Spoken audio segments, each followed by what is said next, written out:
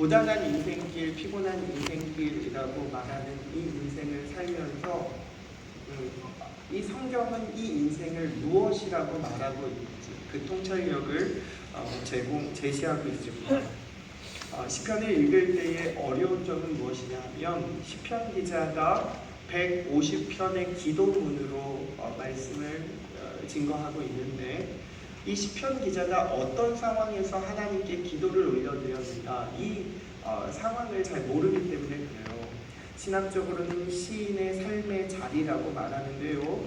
이 삶의 자리를 모르기 때문에 시편 기자의 기도가 생생하게 와서 닿지가 않는 겁니다.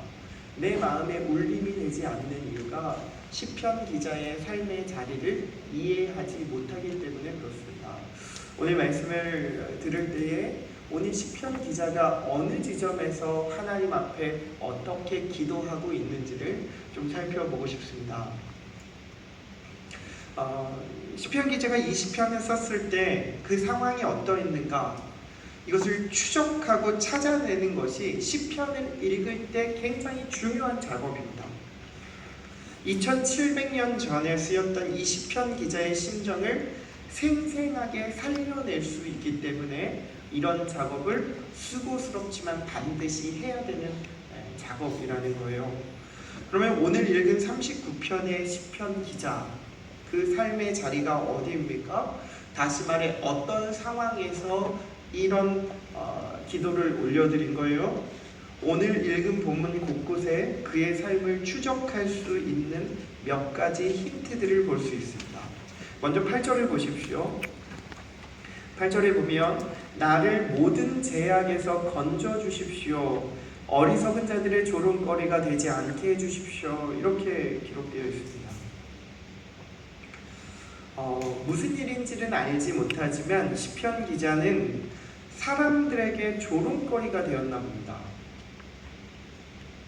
그러나 시편 기자는요, 이 조롱거리가 되고 우스갯거리가 되었음에도 불구하고 시편 기자는 약해지지 않았습니다. 도리어 하나님께 소망을 겁니다. 이렇게 고백합니다. 주님 저를 모든 죄에서 건져 주십시오. 신랑 여러분, 기도가 이런 거예요. 나의 삶의 자리에서 아픔과 문제가 오지만 그럼에도 불구하고 약해지지 않고 주님을 바라는 것, 이것이 기도죠. 인생을 살아가다 보면 예기치 못한 아픔과 슬픔이 찾아옵니다. 그리고 우리가 예상하지 못했지만 질고도 찾아오죠. 무거운 질병이 나를 찾아와요. 사고도 찾아옵니다. 심지어 인생을 살아가게 있기 때문에 우리는 무례한 사람들도 만나요. 그 무례한 사람들이 나를 우스갯거리로 비웃음거리의 대상으로 이렇게 바뀌게 만들 때가 있습니다. 그러나 여러분, 하나님의 실제를 아는 사람, 하나님을 믿는 사람은 이처럼 똑같이 아픔과 질고를 당하고 예기치 못한 어려움이 닥치고 우스갯거리가 될지 몰라도 영성이 깊은 사람, 하나님을 아는 사람은 그 비웃음을 사는 때가 있지만 그럼에도 그렇게 그냥 자신의 마음이 깊은 곳에 떨어지도록 그렇게 내버려 두지 않아요. 하나님이 없는 사람처럼 살도록 그렇게 자기 자신을 내버려 두지 않는다는 거예요. 여러분, 그런 상황에 처해 있으면 바로 터지는 게 뭡니까? 불평이 터지죠. 불평과 불만이 내 입술에 붙어 있습니다. 그런데 하나님의 사람들은, 아니 영성이 깊은 사람, 믿음이 있는 사람은요, 도리어 그 시기가 주어지면 하나님께 소망을 거는 거예요. 오히려 기도의 자리로 들어가서 하나님만이 전부임을 고백하는 겁니다.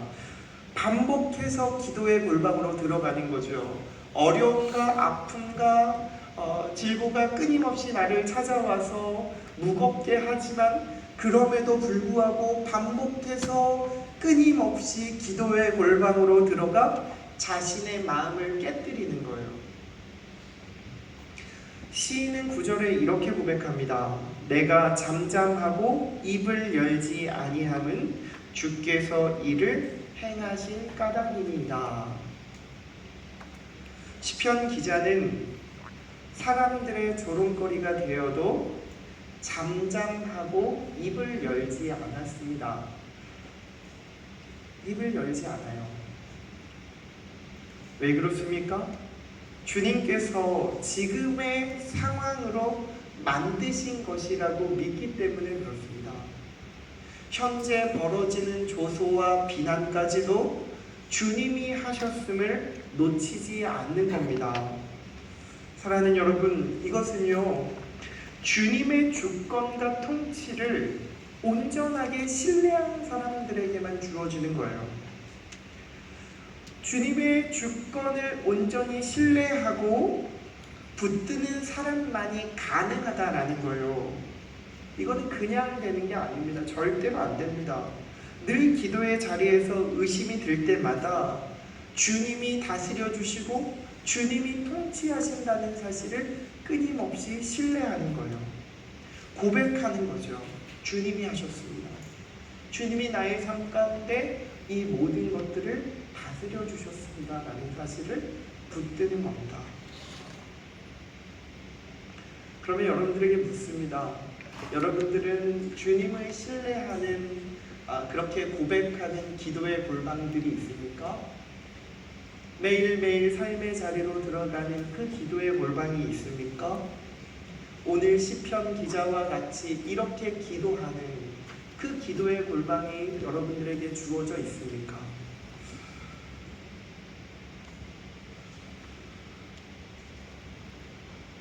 여러분, 기도할 때에 주님, 마음 중심에서 주님이 믿어지지 않음을 고백하고, 하나님 이게 잘 안 됩니다. 주님이 살아계심이 잘 인정되지 않고 나의 삶과 환경 가운데 주님이 보이지 않습니다 라고 아파하며 끊임없이 주님을 바라는 그 기도의 골방이 열려있는 것 정말 맞습니까? 이 모든 상황과 아픔과 예기치 못한 자리로 들어갔을 때에 반복해서 기도의 골방으로 들어가 주님의 형상대로 날 빚어달라는 그 찬송과 함께 주님의 도우심을 구하는 사람, 그런 기도의 자리 정말 여러분들에게 있는 것 맞습니까? 오늘 우리가 마주한 시편 기자는 세상을 살다가 만나는 좋은 것이나 나쁜 것들, 고난과 조롱조차도 하나님과의 관계로부터 주어진 것임을 인정하고 고백했습니다. 그래서 시인은요, 잠잠하게 하나님만 바랄 수 있었던 것입니다. 이것을 잘 설명하는 표현이 나오는데요, 그것이 1절 말씀입니다. 1절 말씀을 제가 세번역 성경을 읽어보겠습니다. 내가 속으로 다짐하였다. 나의 길을 내가 지켜서 내 혀로는 죄를 짓지 말아야지. 악한 자가 내 앞에 있는 동안에는 나의 입에 재갈을 물려야지. 시인은 속으로 다짐합니다. 자신의 행동을 지키겠다는 거예요. 시인의 결단을 좀 눈여겨보십시오. 악한 자가 내 앞에서 나를 괴롭게 합니다.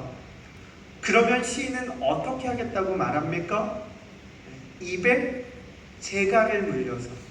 재갈이 뭐예요?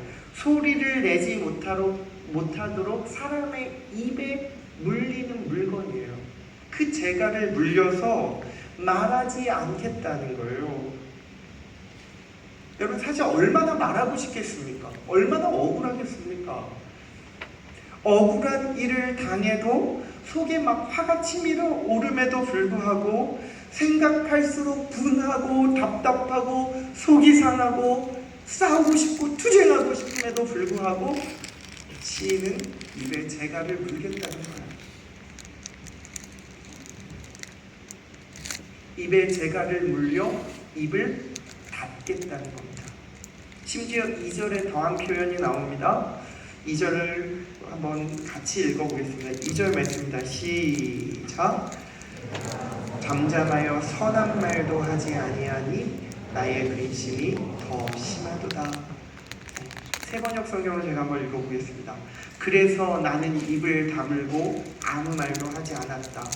심지어 좋은 말도 하지 않았더니 걱정 근심만 더욱더 깊어갔다. 시인은 억울한 일을 당해도 사람들에게 마음을 쏟아내지 않습니다. 우리는 상황이 벌어지면 반드시 뭐라도 말해야 직성이 풀리지 않습니까? 이 말도 못하니까 시인은 얼마나 화가 치밀어 올랐겠습니까? 근데 시인은 그 모든 화조차도 그냥 내버려 두는 거예요. 그렇게 하지 않는 거예요. 사람들에게 입을 벌려 말하지 않아요. 아무 말도 하지 않겠다는 겁니다. 심지어 좋은 말까지도, 선한 말도 하지 않겠다는 거예요. 입을 꼭 다뭅니다. 왜요? 도대체 시인은 왜 그럽니까? 악한 사람에게는 좋은 말도 소용이 없기에 미리 포기해서 그런 겁니까? 이런 표현이 아니겠죠? 시인은 억울하고 답답한 상황입니다. 나를 비방하고 괴롭히는 사람에게 말로써 다 쏟아내고 분풀이를 하고 싶었을 겁니다. 그러나 그렇게 하지 않습니다. 이 시인이 속이 없어서 그랬겠습니까? 그 사람에게 말할 수 없는 상황이어서 갑과 을의 관계여서 그렇게 말을 하지 않는 거겠습니까? 아니죠. 그렇게 볼 수 없습니다. 속에서 답답함과 울분이 치밀어 올랐습니다. 시인은 말로써 적어도 오해만은 풀고 싶었을 겁니다. 무언가 하고 싶었을 거예요. 자기가 할 수 있는 어떤 행동을 취하고 싶었을 거예요. 근데 시인은 그렇게 하지 않습니다. 내가 할 수 있는 그 모든 가능성을 다 닫아버립니다. 왜 그렇습니까? 그것이 9절에 말하는 것처럼 시인은 잠잠하고 입을 열지 않는 이유, 그것은 이 모든 것이 주께서 행하셨음을 믿기 때문에 그렇습니다. 시인은 하나님의 다스리심을 알고 믿었습니다. 이 모든 것이 하나님으로부터 주어진 것임을 믿었기에 억울하고 분하다고 하여서 사람에게 말로써 그것들을 쏟아내지 않았습니다. 그렇게 재갈을 물고 말하지 않으니 어떻게 됩니까? 49장 3절입니다. 49편 3절 제가 읽습니다. 세 번역으로 읽습니다.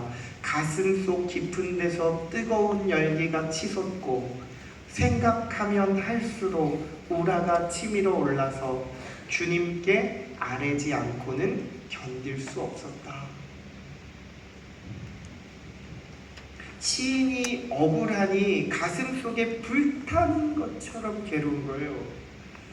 우라가 치밀어 오릅니다. 이런 상황으로 계속 자신의 삶이 치닫다 보니까 시인은 하나님께 쏟아내는 거예요. 하나님께만 아뢰고 하나님께만 쏟아냅니다. 여러분 이것이 이 신앙의 깊이이고 영성의 차이예요. 대부분 우리는 사람에게 다 쏟아내고 하나님께는 쏟아낼 게 없죠. 이미 사람에게 다 쏟아내서 어쩌면 우리가 그 하나님께 쏟아낼 것이 없어서 그토록 사람에게 매달리고 있는 것지도 모르겠습니다. 여러분 이런 상황과 어려움이 처했을 때 한번 입을 다물어 보세요. 입을 닫아 보십시오. 억울하고 답답해도 한번 꾹 참아보는 겁니다. 주님이 이 상황 가운데 나에게 요구하시고 원하시는 것이 무엇일까? 왜 내가 이런 상황을 경험해야 하는가? 이런 상황이 나에게 왜 주어졌는가? 도대체 이런 상황에서 나에게 요구하시는 주님의 믿음이 무엇인가? 잠잠히 입을 닫고 주님을 생각해 보는 겁니다. 여러분 이것 해야 됩니다. 이거 잘 안 되죠? 이거 어렵죠? 아니 어쩌면 단 한 번도 이렇게 해야 된다고 생각도 못 해볼 수 있습니다. 그러나 여러분 의지적으로 재갈을 묻는 연습들이 필요합니다. 그리고 하나님 앞에 잠잠히 이 모든 것들을 나를 빚기 위한 가정임을 구하고 바라며 기도의 골방으로 반복해서 들어가는 거예요. 끊임없이. 여러분, 우리는 주님보다 행동에 앞서는 사람들 아닙니까? 늘 내가 먼저죠. 기도보다 행동이 더 빠릅니다. 안 됩니다, 여러분. 정말로 신뢰함에게 부탁합니다. 모든 상황 안에서 하나님보다 내 생각이 앞서지 말아야 합니다. 내 입에 재갈을 물려야 합니다. 주님께 마음을 온전하게 쏟아내려면 내 입에 재갈이 물려질 때에 비로소 마음을 쏟아낼 수 있는 거예요. 그러기에 끊임없이 입을 닫아야 됩니다. 입을 닫고 끊임없이 사람들을 받아내는 거죠. 입에 재갈을 물고 받아내는 거예요. 이게 기본적인 토양이에요. 토양이 돼야 돼요. 리더들은 이거 돼야 됩니다. 우리의 인격 안에 예수의 성품이 충만하게 담겨지도록 참는 거죠. 말씀을 되새기고 끊임없이 말씀을 되새기고 입에 재갈을 뭅니다.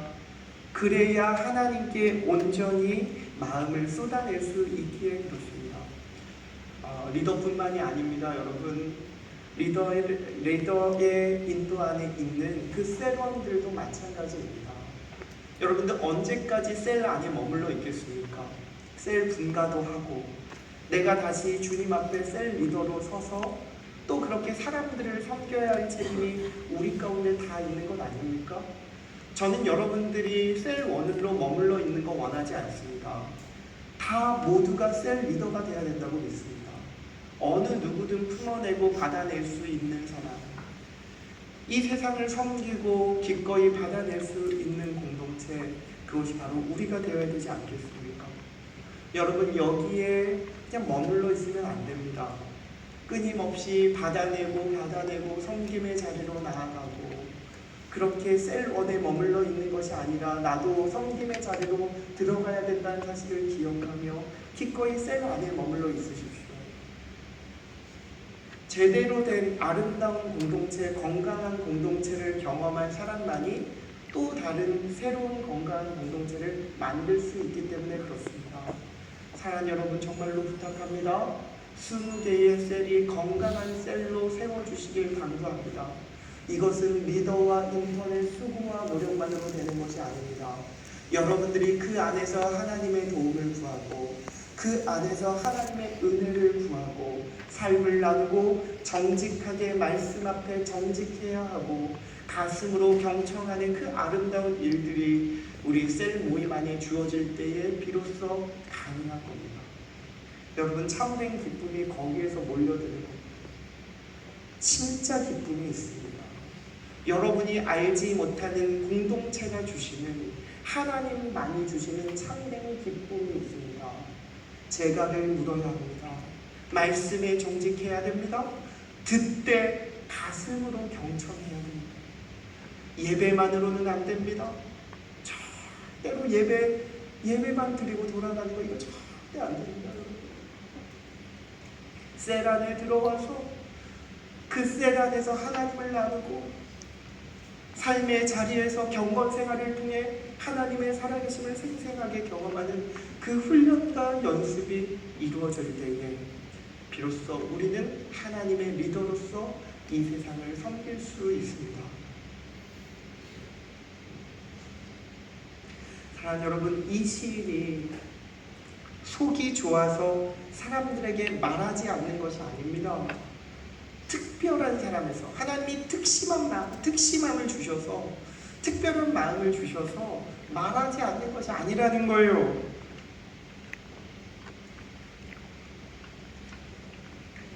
속이 상하고 아픈 일 벌어지죠. 의지를 사용하는 겁니다. 여러분, 짧은 인생 목회를 해왔지만 10여 년간 영혼을 돌보고 살피는 일을 하면서 느끼는 것은 화도 치밀어 오릅니다. 왜 이렇게까지밖에 반응을 할 수 없는가라는 답답함이 몰려들 때가 많이 있어요. 무언가 말하고 싶을 때가 한두 번이 아닙니다. 오늘 본문에 나와 있는 시인도 마찬가지죠. 속이 없어서 그렇습니까? 속이 없어서 그냥 넘어가는 줄 아십니까? 아닙니다, 여러분. 이 시인도 똑같은 성정을 지녔지만 속에서 울분이 쏟아져 나오지만 시인은 우리와 다른 점이 있습니다. 결코 사람에게 억울한 말로 쏟아내지 않습니다. 하나님의 말씀을 새기고 새기며 입에 재갈을 물고 또 뭅니다. 그리고 나서 오직 하나님께만 마음을 쏟아내죠. 하나님의 도우심만을 구합니다. 주님께만 기도합니다. 이것이 영적인 사람의 태도입니다. 속에는 뜨거운 열기가 치솟아 오르고 우라가 치미는데 사람을 향하여는 입의 재갈을 딱 물어버립니다. 하고 싶은 말을 사람에게 쏟아내지 않고 의지적으로 참아내며 오직 하나님께만 마음을 다 쏟아내죠. 마음을 깨뜨려서 그분께만 드립니다. 그리고 시인은 하나님께 질문을 던집니다.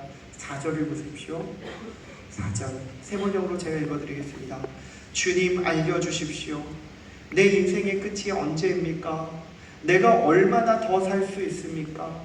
나의 일생이 얼마나 덧없이 지나가는 것인지를 말씀해 주십시오. 여러분, 이상합니다. 시인은 이 억울함 속에서 자신의 인생에 대해서 하나님께 묻습니다. 우리의 일생이 얼마나 덧없이 지나가고 있는지를 하나님 말해달라는 겁니다. 그러면서 5절과 6절에 이렇게 고백합니다. 자신의 일생이 한 뼘 길이밖에 안 된다는 겁니다. 모든 것이 헛되고 인생의 전성기조차 한순간에 입김에 불과하다는 겁니다. 여러분, 입김이 어떻습니까? 입김. 겨울에 입김이 서는 게 어때요? 후 하고 불면 어떻게 됩니까? 김이 설었다가 금방 사라지는 것 아닙니까? 그것이 한참 지나갈 때의 전성기와 같다는 거예요. 여러분이 아직 인생의 전성기를 경험하지 못했습니까? 그것은 입김에 불과하다는 거예요. 6절에는 사람이 그림자와 같다고 표현합니다. 그림자예요. 이 기가 막힌 표현입니다. 해가 지면 금방 사라져버리는 그림자. 그것이 사람이라는 거예요. 여러분, 인간들은요 모두가 시한이 정해져 있습니다. 아무리 의학이 발전한다고 하더라도 150년 이상을 살아낼 수가 없습니다. 이처럼 약한 게 사람입니다. 몸도 쉽게 아프고 마음의 상처도 자주 받아요. 쉽게 받죠. 연약하기 그지없는 인생, 그것이 바로 사람이에요. 시인의 기도처럼 우리의 인생이 그림자와 같습니다. 죽음이 분명히 오는 육체까지도 그렇게 썩어지는 실체가 없는 그림자와 같은 인생이 바로 사람입니다. 실로암 여러분, 사람들은 그림자와 같은 자신의 인생을 진지하게 받아들이지 않습니다. 우리 인생은 마치 그림자와 같은데 이것을 생각하지 않습니다. 그러니까 자신이 원하는 대로 하고 싶은 대로 다 하며 삽니다. 자신의 삶의 문제와 목적, 자신의 목적의 성취를 위해서 매우 바쁘게 일하죠. 바쁘게 지냅니다. 도무지 그 목적이 누구를 위한 목적인지 모를 만큼 열심히 살아냅니다. 죽음과는 전혀 무관한 사람처럼 삶을 살아갑니다. 그래서 자기 자신을 보지 못하는 거예요. 자신의 참 모습을 하나님 앞에서 보지 못하는 이유가 여기에 있습니다. 나의 인생의 끝을 몰라요. 일생이 얼마나 덧없이 지나가는지를 몰라요. 여러분, 젊어서 그렇죠. 잠깐입니다, 여러분. 잠깐입니다. 내가 젊어서 그렇다는 것, 그렇게 인정하며 삶을 살아가는 것, 그렇게 인정해야 될 부분이 아니라는 거예요.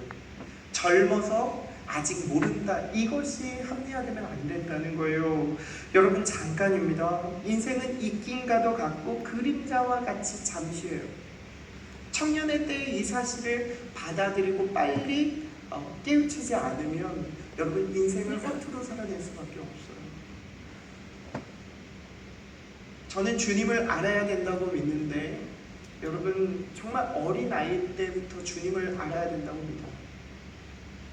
정말 하나님을 모르는, 말조차도 할 수 없는 이 어린아이가 하나님을 경험하길 정말로 간절히 소원합니다.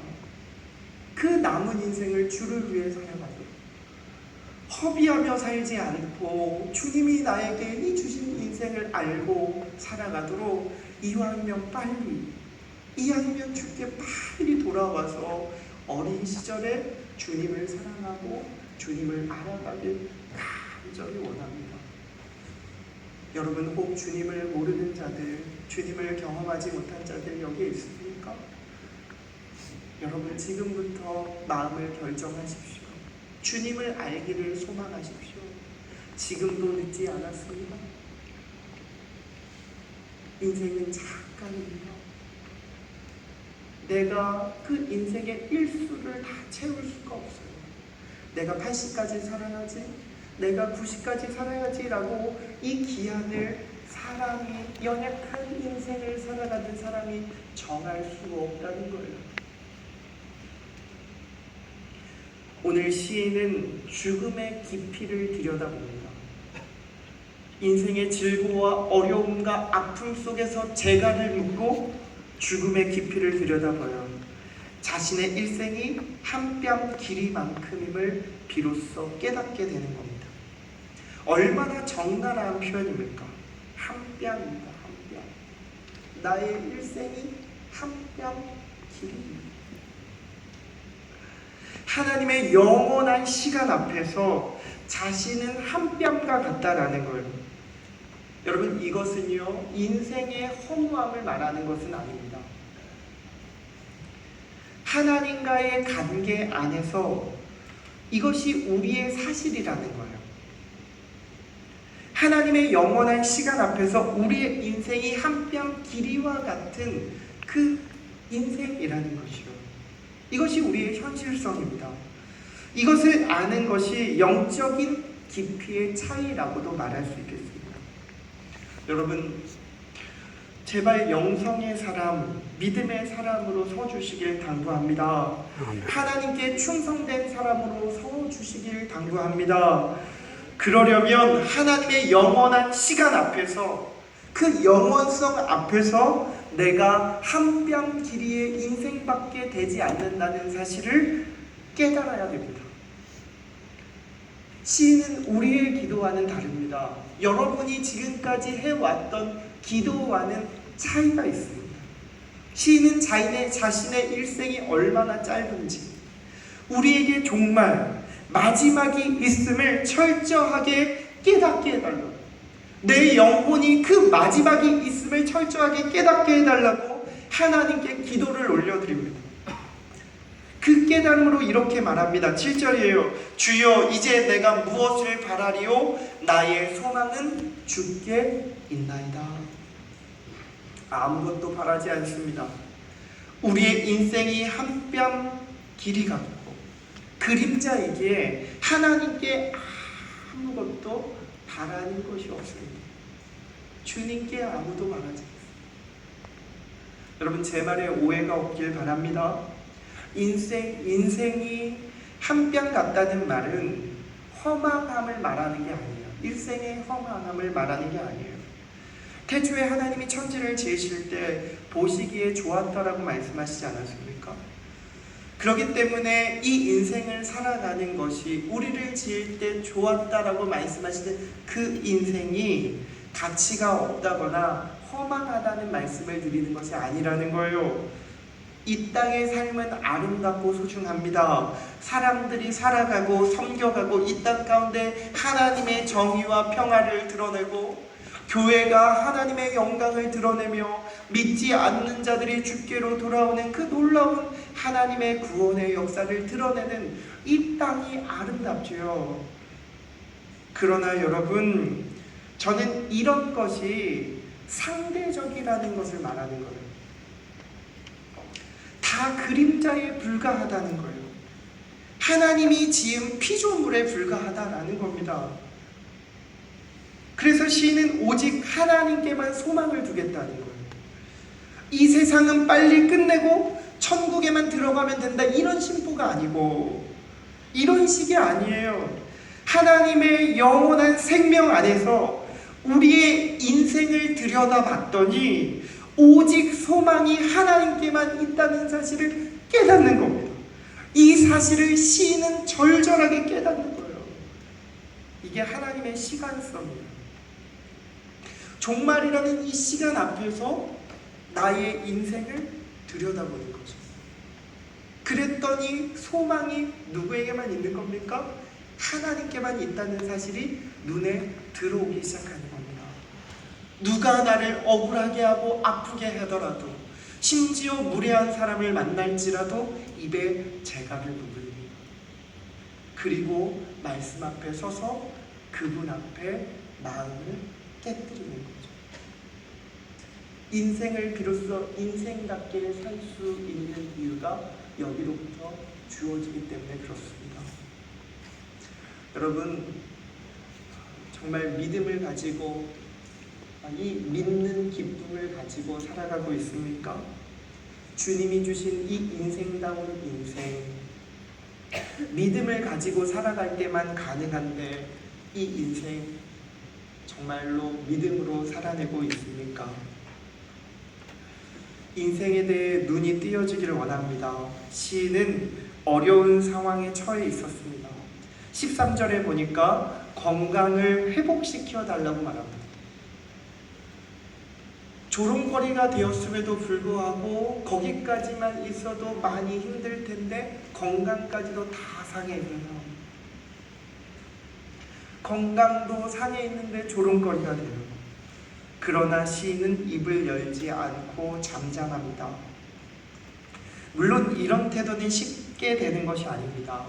하나님의 다스리심을, 하나님이 이 우주 만물을 지으셨고 나를 빚어가시며 다스리시는 분이심을 깊은 차원에서, 종말이라는 차원에서 눈이 뜨여져 이해하고 볼 때에만 비로소 가능하게 되었습니다.